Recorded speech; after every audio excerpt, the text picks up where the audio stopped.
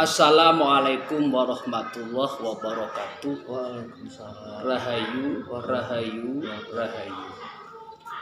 Pemirsa, alhamdulillah bisa bertemu lagi dan jumpa kembali di channel Napak Tilas Kang Mas. Seperti biasa saya selalu mencarikan info-info terbaru terkait adanya ke tempat-tempat spiritual, ke tempat-tempat makam atau di mana-mana, atau mungkin berjumpa dengan orang alim. Termasuk salah satunya saya ini berjumpa dengan orang alim yang menurut pribadi saya, kok tadi saya pas lewat ada getaran tersendiri di dalam batin saya. Jadi mau nggak mau pas lewat di jalan saya itu mampir. Jadi ini saya baru kenal ini, terus terang pemirsa, nanti kenalan. Jadi kok tadi begitu bincang-bincang sangat menyentuh. Ini bincang-bincang ala nyantai saja pemirsa. Jadi ikuti saya bincang-bincangnya dengan beliaunya, mungkin bisa. Assalamualaikum Mbah. Salaman Mbah. Mbah paring asma sinten Mbah? Imron. Baik. Pemirsa, ini namanya Mbak Imron. Sudah umur berapa tahun Mbak? Lahir 42. Baik. Mungkin agak mendekat, mungkin enggak anu pemirsa. Dekat Ya. Gini. Umur 80 Bang Mbak? 80. kurang sedikit. Iya. Agustus. Mbak sudah punya anak? Hanya 6. Istri? Istri 1. Istri 1. Mbah, terus terang nggih ngapunten kados wau. Batin kula merasa kayak ketarik dengan Mbah. Mbah sendiri gimana, Mbah? Ya ingin terharu. Terharu. Terharu ya ketarik. Sama-sama ketarik. Mbah kok saged sampean niku ngriji kita ngriko ya ngopo? Itu memang kita itu sebagai abdi Umar dan abdi abdi. Kedua itu kita pegang teguh karena purnanya kita menjadi Umar. Itu kita lestarikan sebagai abdi sementara, kita lestarikan dengan alih tugas. Jadi bukan diberi tugas tapi menugaskan diri Tanpa ada suruhan dan paksaan. Jadi sampean nggak harus sing bayar, Mbak. Ya itu abdi Umar itu purnanya 2002. Berarti dulu pernah Ya, kerja di abdi Umar, abdi negara. abdi negara. Iya. Sebagai apa, Mbak? Staf dari depan. Oh. Berarti pernah menjabat sebagai staf Kemenak, Mbak. Ya, iya. Ya Allah. Istri sekarang sudah tidak ada. Istrinya merawat cucu. Tapi nggak ada Di pondok. Tapi ada dulu. Ada, tapi di pondok sini. Pondok Bencong. Mbah tadi dari sana Mbah ngomong kalau saya nggak punya rumah, tapi begitu masuk di sini rumahnya megah. Lah, memang amanah. Iya. Bukan saya tidak berani mengaku saya punya. Ya Allah. Itu tua. Iya. Jadi Banyak teman-teman saya itu yang mengira wujudnya ini, teman saya itu Allah kok bangun musola kok didewek. Iya, terima kasih. Tapi mereka itu ya sebagian besar itu banyak yang menuduh Iya. nyono Allah. Jadi didheweki tandang gawe napa seperti di kebun. Jadi usaha ikhtiar itu memang ikhtiar itu kan ada dua macam.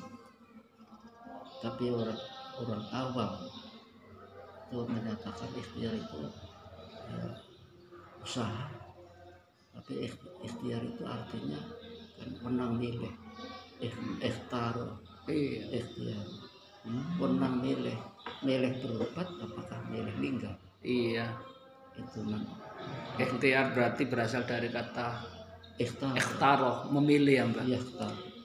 Menang ya Allah. Iya. Mbak kok poso terus Mbak? Itu memang poso itu kita rasakan artinya. Poso apa-apa kersane Allah. Oh. Jadi hikmahnya poso itu ada 17. Seperti Jumatnya rakaatnya sholat. Iya. 17 dalam syariatnya 2, dalam Torekoh 10, hakikatnya 5. Lu dalam ini kupas pembahasannya. Pemirsa, ini bincang-bincang saya dengan Mbak Yai Imron bahwasanya terkait kalau saya lihat tadi di jalan itu, maaf pemirsa kalau pemirsa itu menjumpai itu kayak secara lahiriah tidak, beliaunya itu orang tidak punya, tapi pada hakikat pengakuannya memang kenyataannya dunia itu hanya sekedar titipan pemirsa. Jadi beliau itu ngomong rumah segede kayak ini kata beliaunya itu sekedar titipan gitu ya Mbak. Titipan. Jadi ya Allah, kalau mungkin pemirsa lihat di jalan, saya nggak mau menunjukkan jalannya, nanti pemirsa mencari. Dan dia itu kan ya nama-nama Al-Quran. Oh ngonten Mbak. Al-Quran dan Al-Furqan. Oh. Jadi kita pegang teguh kedua-duanya. Iya. Kepanjangannya Al-Quran juga ada. Allahul Latif, Lutfun Latifun Liko. Iya. Kopnya kodok pun kodar. Iya. Rahman Rahim. Alim penyiksa. N-nya itu Nasir, ya pembantu. Jadi antara kedua penyiksa dan pembantu itu memang Allah lah yang berkuasa. Iya. Baik wasari yang benar. Tapi Mbah, maaf, kayak tadi ya kita kan baru ketemu Mbah. Iya. Baru ketemu. Sempat ada punya anggapan gimana Mbah terhadap saya tadi? Kan baru ketemu tadi. Anggapannya memang nama mukminuna ikhlas. Oh, itu semua dasar. Semua yang kita sampaikan materi ini adalah berdasarkan Al-Quran dan Al-Hadis. Ditambahkan ijma' dan qiyas. Saya ini beruntung pemirsa bisa bertemu dengan Mbak Yai Imron, dan ini kalau menurut pengakuan beliaunya ini jarang bisa diketemui dan jarang mau diajak bicara, tapi dilalah kersane Gusti Allah dikala waktu ketemu dengan saya langsung tak ajak bincang-bincang dan tak masukkan ke video ini, dia mau. Alhamdulillah ini buat saya pemirsa. Dan di samping saya ini istilah belajar dengan beliaunya, saya ini ingin mengupas tentang pengetahuan Iman dengan tauhid. ya, iya ini pemirsa. Iman tauhid itu sebagai dasar kehidupan. Kalau pada wabi hati zaman tinggal landas. Itu Mbak, apa namanya? Kayak keseharian Mbak itu apa Mbak? Yang dikerjakan kesibukan harian. Ya itu di belakang. Ya, kita itu hanya meniru kelakuannya Mbah Soleh. Mbah Soleh mana ini? Ngampel. Apa masih ada titisan? Enggak, sih kita itu niru haliyah. Ya Allah. Iya, kalau Mbak Soleh itu orangnya ngalim, tapi kegiatan keseharian itu Tukang malah sapu. nyapu-nyapu, Mbak. Tukang sapu. Ya Allah. Tukang sapu. Iya. Ternyata di situ makom derajatnya itu mulya matine, mulya pungkasane niku Iya. siiran Gus Dur. Iya. Ya Allah, pemirsa, Mbah Imron ini dia itu walaupun sudah kiai, tapi dia nggak mau dikatakan kiai. Dan dia sudah ngalim dan dia nggak mau dikatakan ngalim. Pekerjaannya pemirsa, dia itu menyapu di jalan-jalan. Jadi jalan masyarakat itu dibersihi. Dan kebetulan tadi mungkin ini saya nggak ada videonya. Saya nggak mau mengambilkan videonya dengan nyapu-nyapu. Tapi kegiatan keseharian itu dengan maksud dan tujuan membersihkan jalan itu ada filosofinya. Jadi tujuannya itu membersihkan diri sendiri, lewat itu dinyatakan lewat kata beliaunya adz-dzahiru tadullu alal batin. Jadi zahir ini menunjukkan batinnya. Jadi secara tidak langsung hadisnya anak Bapak. Iya. Ya, pemirsa mungkin di luar sana jika menemui Mbah Imron ketemu, ya syukur-syukur kalau dia bisa mau atau diajak berbincang-bincang dan mau diajak bicara, itu mungkin rezeki bagi panjenengan dan jarang dia mau. Jadi wejangan beliaunya itu adalah wejangan Mbah Soleh kejulukan yang ada di Ampel. Mbah Soleh itu matinya 9 kali. Jadi ini mengikuti jejak-jejak beliaunya. Mungkin pernah secara goibnya ketemu dengan Mbah Soleh, tapi punya keinginan. Ya di dalam jiwa yang jernih itu ya tidak ada ingin berjumpa. Entah kalau Allah menjumpakan. Di dalam jiwa yang berjernih tidak ada keinginan untuk berjumpa. Tapi kalau Tuhan sudah berkehendak, ya kita apa itu pasrah aja. Ya apa kersane Allah. Jadi tak kotor-kotor semuanya itu kita itu gerak tenangnya jiwa dan rogo ini. Iya. Kita serahkan penuh pada Allah.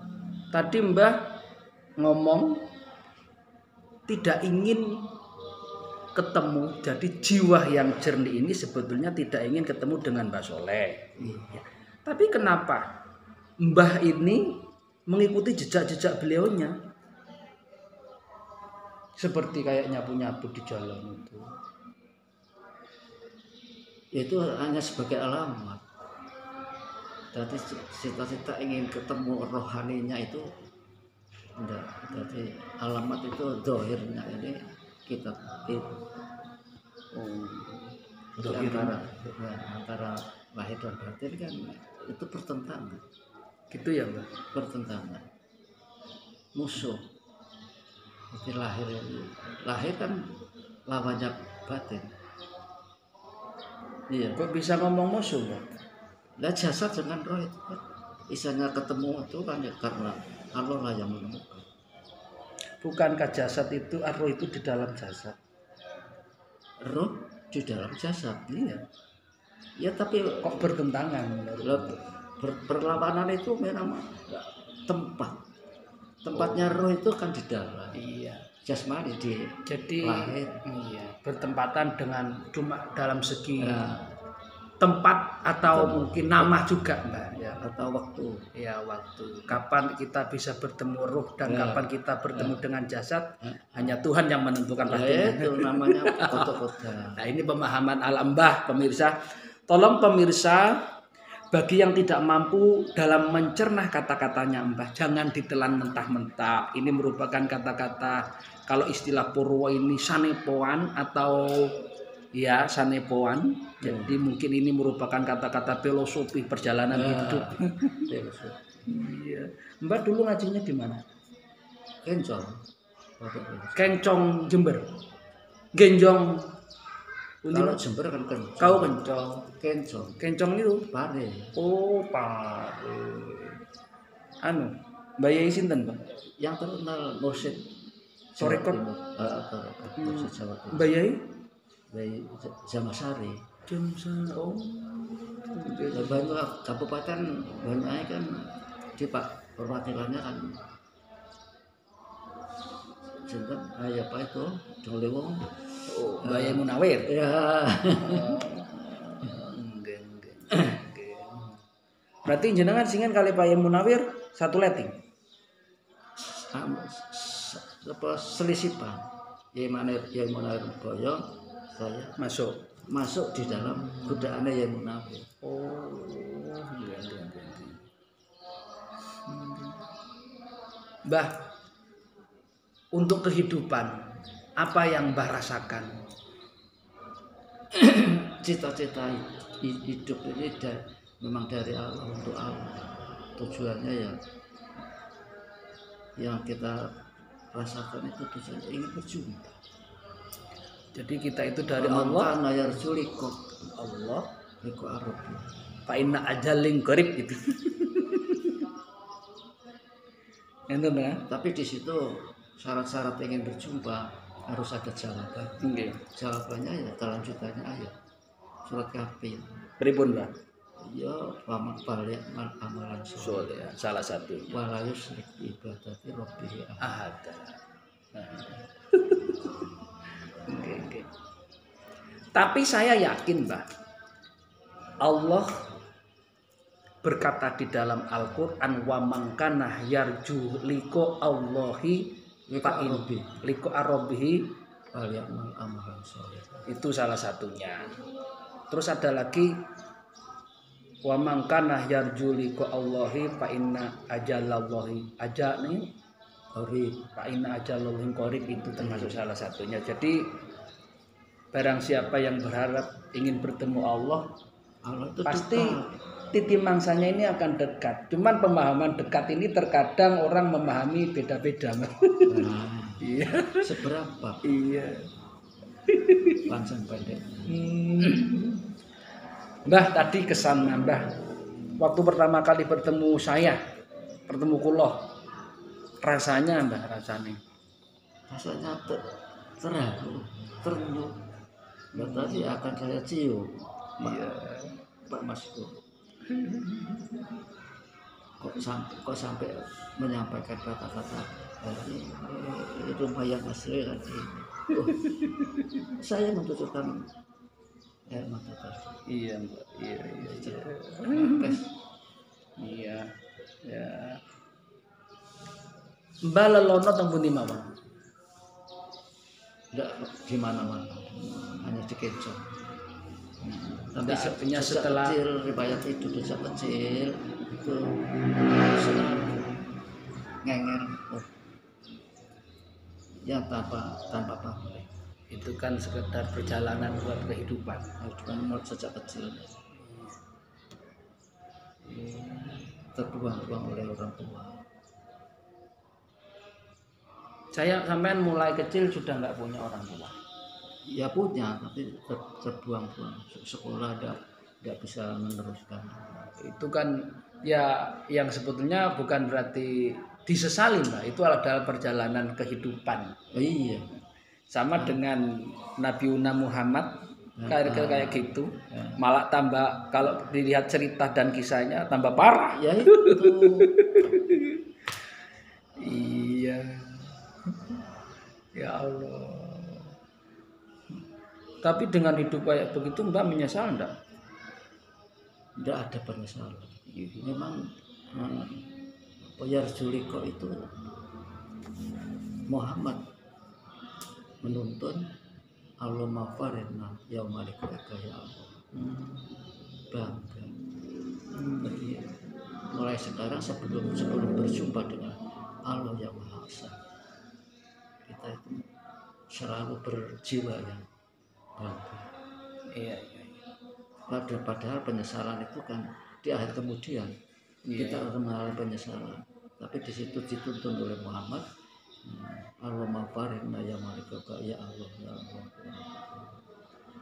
Waman ahabani farsuku lapak, waman abgodoni pak firmalah wahalatnya. Jadi siapa yang cinta pada saya, haliyah, yang dimaksud itu haliyah, cinta dengan haliyah Rasul, cukup, sedikit cukup. Apa haliyah Rasul itu selalu mengajak dengan tengah-tengah, tidak kurang tidak lebih. Kalau kekurangan dan kelebihan itu aliyah rojo raja. Jadi staf-stafnya raja sampai sekarang yang anti kepada Muhammad itu stafnya raja. Ini pemirsa, mungkin di luar sana pemirsa tidak nyambung apa yang dikatakan oleh Mbak Imron. Ya, bagi yang tidak menyambung, ya didengarkan saja. Iya. Tapi bagi pemirsa yang nyambung, ini senang, senang, karena ini adalah kehidupan yang sebenarnya. Nah, iya. Beliau ngomong ala bi dzikrillahi tatmainnul qulub. Ketenangan jiwa itu Pak. Selalu ingat akan siapa yang menyampaikan materi yang dari dasar kita Al-Quran dan Hadis, itu sebagai saudara. Ya. Mbah, terkait masalah zaman, kalau menurut Mbah gimana? Zaman ini kan kayak begini ini. Zaman tinggal landas. Jadi huruf vokal UAE itu disertai dan menghidupkan T. Jadi tunggal, tanggal dan tinggal. Jadi wafi ada zaman tarkul asas.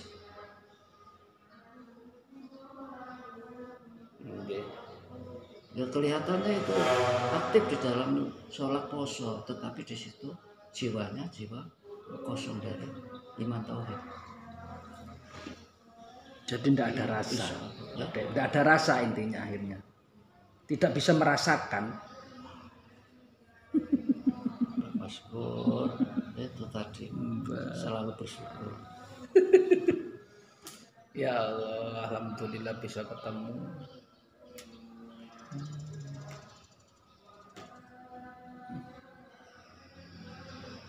Terus Mbak, kok yoga-yogane mboten teng mriki?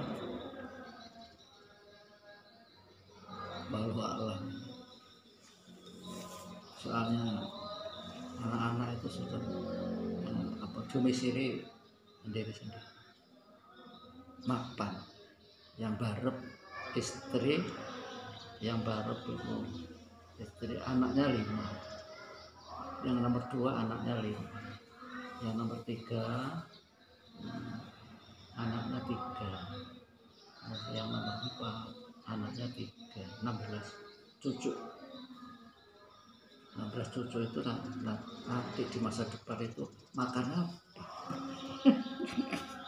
Nah, itu enggak saya pikir. Enggak saya pikir itu semuanya wa iyyakum yarzuqukum wa iyyahum. Iya. Itu ayatnya.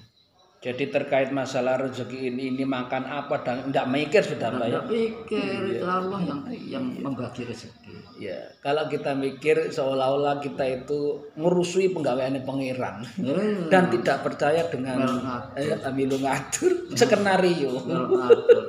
Padahal Allah turun sifatnya turun ke bumi itu mudabbirul kula amri. Sumastawa al-arsh. Jadi 1 tahun 1000 tahun sekali. Tapi Mbak, untuk menanamkan rasa keyakinan dan kekuatan batin, ya tidak semua orang kan bisa menjalankan kayak Mbak. Iya. Itu gimana Mbak caranya? Oh, caranya? Iya. Caranya poso.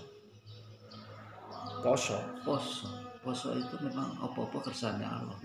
Nah, itu. Jadi menghayati dan merasakan tentang hikmahnya poso yang kita sampaikan tadi 17. Itu kalau dihayati kemudian dinikmati di dalam hati yang tulus, Jadi sifat hati itu kan namanya kan roh, rohani ada. Sifat hati. Kalau hatinya itu segumpal daging. Ya Allah. Jadi hakikatnya hidup itu kayak gitu tuh ya Mbak ya. Iya, itu memang kita selalu mengarah kepada derajat yang ketiga. Kalau syariatnya itu sudah paham, kita tingkatkan itu derajat yang kedua thariqah. Kedua-duanya berjalan meningkat ya seperti pendidikan umum lah. SD kalau ada ijazahnya meningkat pada SMP. Nah, pengetahuan dalam SD itu di dalamnya SMP itu harus dibawa. Kalau entah-entah dia itu ingin naik kelas, naik tingkat, ya, tidak bisa menghadapi pengetahuan tengah itu tidak bisa kalau dasarnya. Itu tingkat dasar SD, terus tingkat menengah itu SMP. Pertama tingkat tertinggi kan ya kan aliyah atau atas. Mbah, kalau menurut sampean hidup yang sebenarnya ini kayak apa? Urip sing sak bener ini kaya ngopo? Itu ayatnya wa ma hadil hayatud dunya illa lahun wa la'ibun.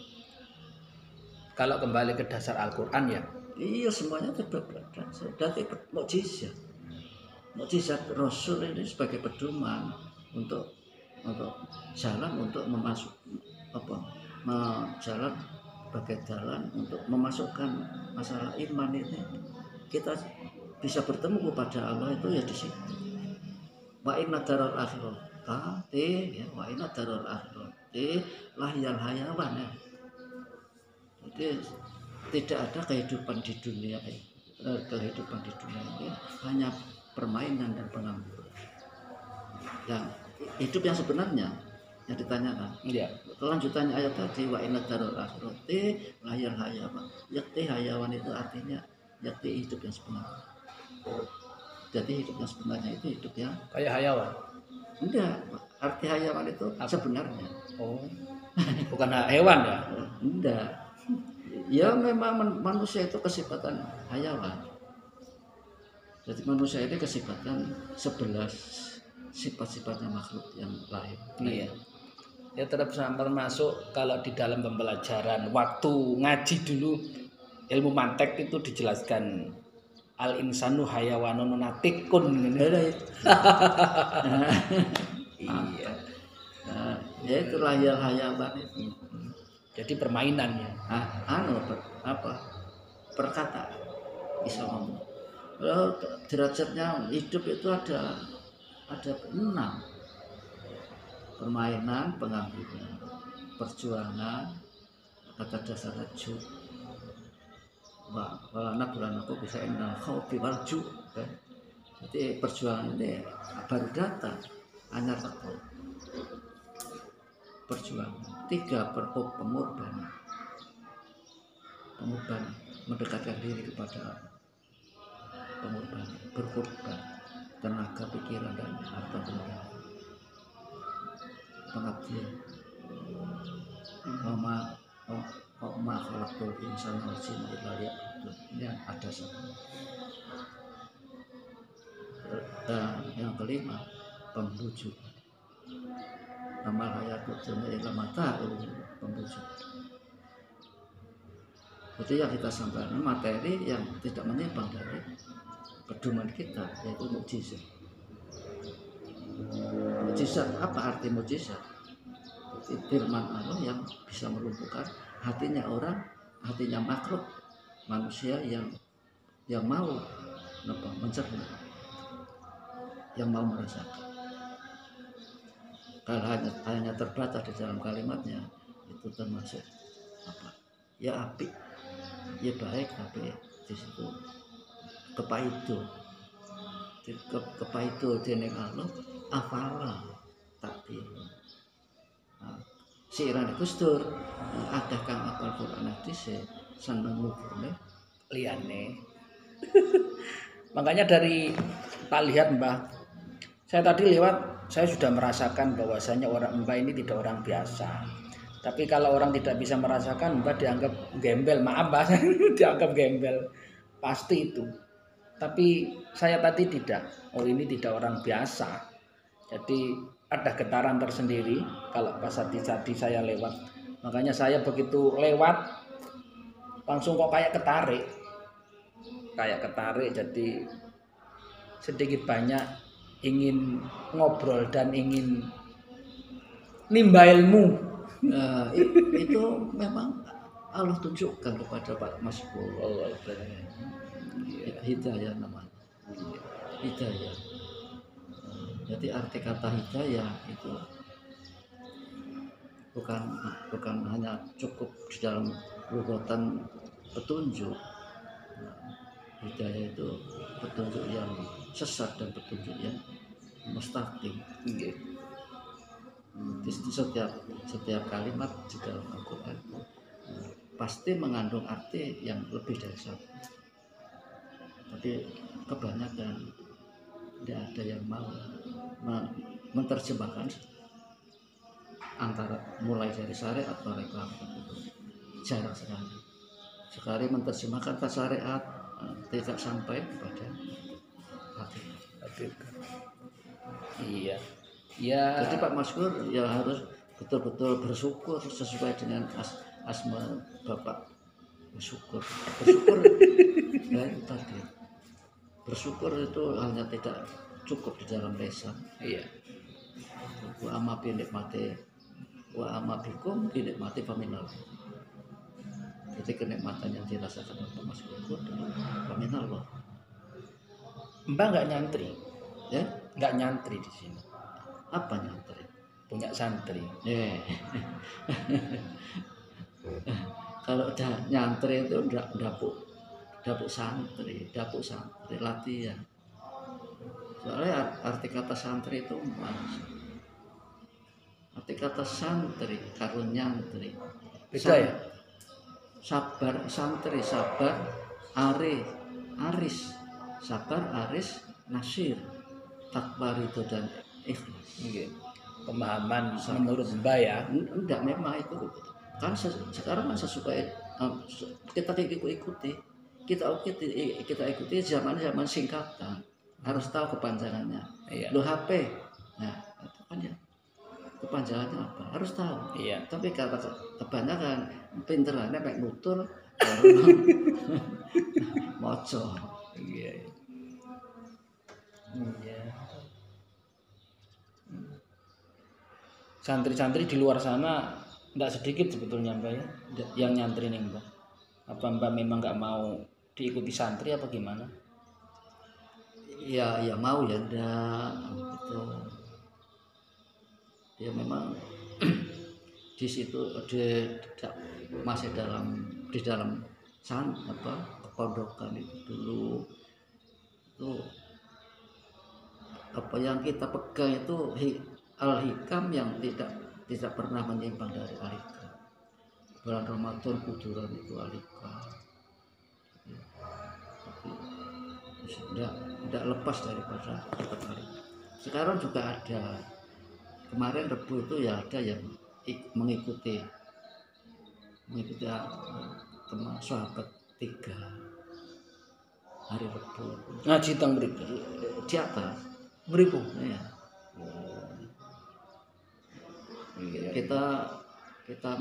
Kita rere wes saiki yang menyatakan apa orang tua iki ngene wis kan maksudnya saya wis kewo tengen iki ora enek sing buka atine ketutup atine iku lara iku lebih marodun kan ya penyakit paling bahaya bodoh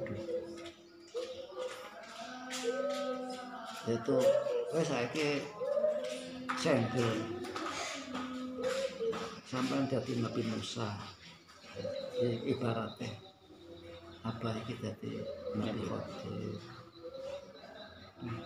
yo wawancara ya ngajinya seperti ini Nah sisinya kan lepas dari kita. Kalau di atas itu tidak lepas dari kita. Tapi kitab itu yang menerjemahkan Syekh Soleh Pondok Semarang.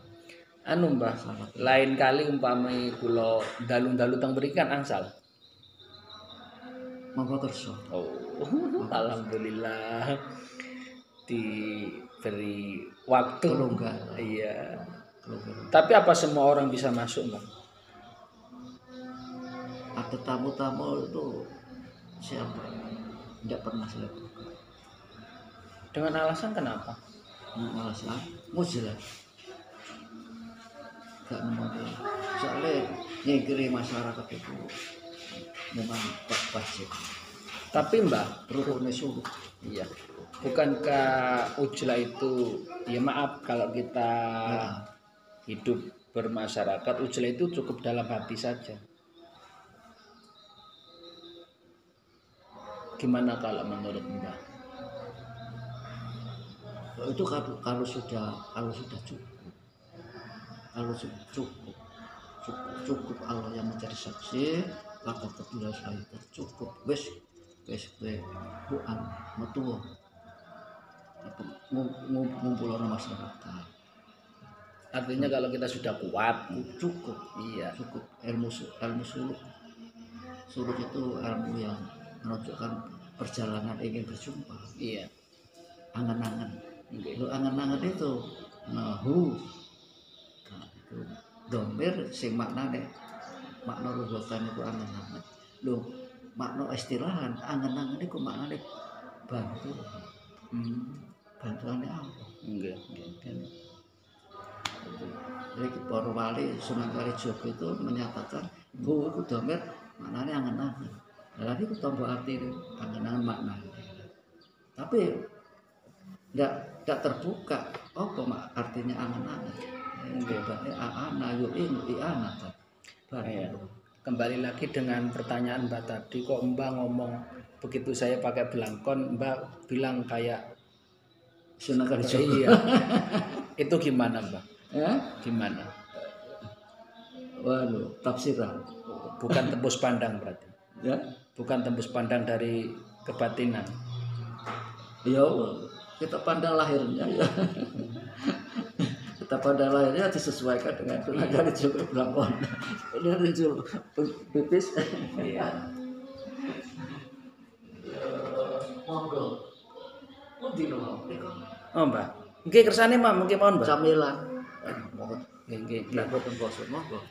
Jadi pemirsa, ini tadi bincang-bincang saya dengan Mbah Imron terkait perjalanan beliau tentang mengupas dan membahas hakikat kehidupan. Jadi kehidupan kayak apa menurut Mbak ini tadi, ya mudah-mudahan ini bermanfaat walaupun tidak banyak, dan ini agak banyak banget. Jadi mohon maaf ini sekali lagi Mbak, terima kasih. Coba ini Mbak.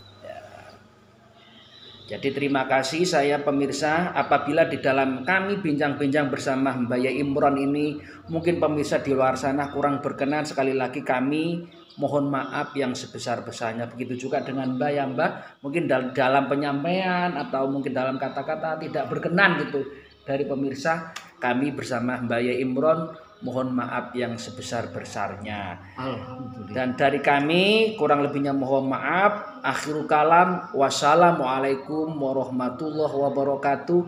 Rahayu.